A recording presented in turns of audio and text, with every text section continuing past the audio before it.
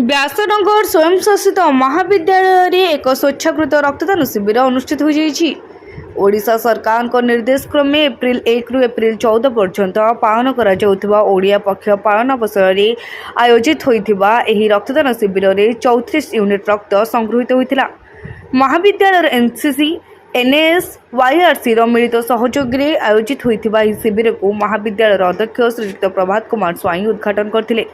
Jajpur road रक्त भंडार nursing officer Ruchismita Swain, laboratory technician Sambit Kumar Mallick, DO Sandhyarani Bhutia और मुख्य सहायक निरंजन जेना रक्त संग्रह कार्यक्रम को सुचारू रूपे परिचालना करथिले। कार्यक्रम को परिचालना करिबारे एनसीसी ऑफिसर कैप्टेन पूर्णचंद्र स्वाई, दीपाली प्रियदर्शिनी, एनएएस काउंसिलर तन्मय कुमार पृष्टि, कृष्णचंद्र मिश्र, वाईआरसी काउंसिलर डॉक्टर रंजत कांत दास, अतिशी कुसुमन नायक, सुरेंद्र कुमार साहू प्रमुख सहयोग करथिले। बहु स्वेच्छासेवी और महाविद्यालय समस्त शिक्षक और अणशिक्षक कर्मचारी एथिरे अंशग्रहण करथिले।